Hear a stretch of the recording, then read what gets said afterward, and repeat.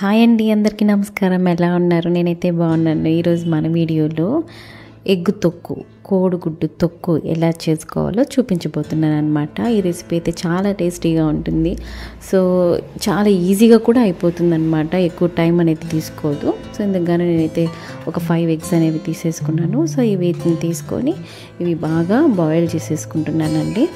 So ఎవరైనా first time నా video కానీ చూస్తున్నట్లయితే సో నా ఛానల్ని సబ్స్క్రైబ్ చేసుకోండి, లైక్ చేయండి, షేర్ చేయండి, కామెంట్ చేయండి. సో ఫస్ట్ అయితే నేనైతే బాయిల్ చేసేసుకున్నాను అనమాట. సో ఈ ప్రాసెస్ అనేది 20 మినిట్స్లో అయిపోతుంది. సో ఒక మిక్సీ జార్లోకి నేనైతే తెల్లగడ్డలు తీసుకున్నాను, పొక్కులు చేసినవి. సో ఒక 3 టేబుల్ స్పూన్ కారం కూడా తీసుకునేసాను. అందులో కొద్దిగా కరివేపాకు కూడా వేసేసుకున్నాను.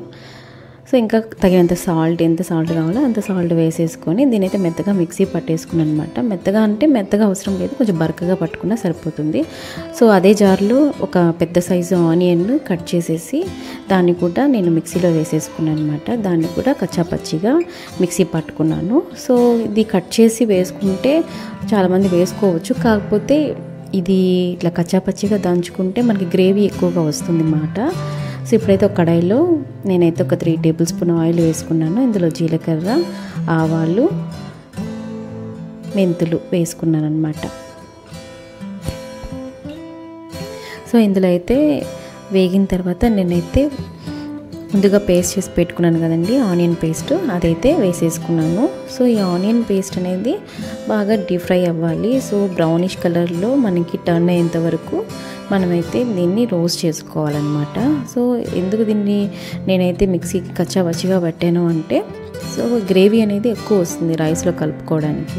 సో ఇప్పుడు వేగిన తర్వాత ఇందులో వెల్లుల్లి కారం ఆల్రెడీ నూరి పెట్టుకున్నాం కదండి, అందులో వేసేసుకున్నాం. సో ఇది గడ్డలుగా ఉంది కాబట్టి కొద్దిగా వాటర్ యాడ్ చేసుకొని ఈవెంట్గా మనం దాన్ని కలుపుకోవాలి. సో ఇప్పుడైతే నేను బాగా కలుపుకుంటున్నాను. సో ఈ వెల్లుల్లి కారం అనేది ఈ గ్రేవీలో మొత్తం కలిసేలాగా మనం కలుపుకుంటూ ఉండాలి. మధ్య మధ్యలో కొద్దిగా వాటర్ కూడా యాడ్ చేసుకొని మనం కలుపుకుంటే మంచి గ్రేవీ అనేది మనకు ఫామ్ అవుతుంది. సో మధ్యలో అడుగు మాడకుండా మనం కలుపుకుంటూ ఉండాలి. సో ఇది నాన్ స్టిక్ ప్యాన్లో చేసుకుంటే మనకి అడుగు అనేది మాడదు. సో తొందరగా కూడా అయిపోతుంది అన్నమాట. సో ఇప్పుడైతే కొద్దిగా పసుపు, అలాగే ధనియాల పౌడర్ ఒక స్పూన్ అనేది వేసుకున్నాను. వేసుకున్న తర్వాత బాగా కలుపుకున్నాను. కొద్దిగా వాటర్ కూడా యాడ్ చేసుకొని కలుపుకోవాలి. ఒక 5 మినిట్స్ అట్లా కుక్ అవ్వాలన్నమాట. ఇప్పుడైతే నేను కచ్చాపచ్చిగా దంచుకున్న టమాటా పేస్ట్ అయితే వేసేస్తున్నాను. ఇప్పుడు లాస్ట్లో ఎందుకు వేస్తున్నానంటే ఫస్ట్లో వేయడం కంటే లాస్ట్లో వేస్తే ఆ టేస్ట్ కూడా చాలా డిఫరెంట్గా ఉంటుందండి.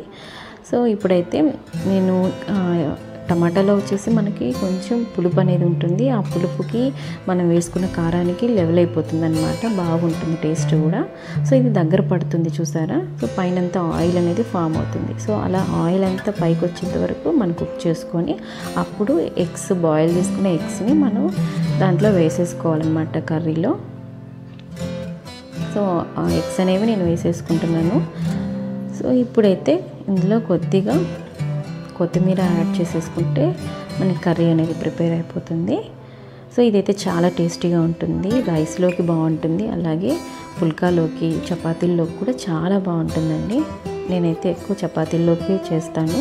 సో చాలా టేస్టీగా ఉంటుంది. కొత్తిమీర యాడ్ చేసేసుకున్నాక మళ్ళీ బాగా గ్రేవీ అంతా కూడా ఆ ఎగ్స్కి పట్టేంత వరకు మనం కొద్దిగా కలుపుకోవాలి. మరీ ఎక్కువ కలపకూడదు, జస్ట్ స్పాషులాతో ఊరికనే అలా కలుపుతూ ఉండాలి అంతేను.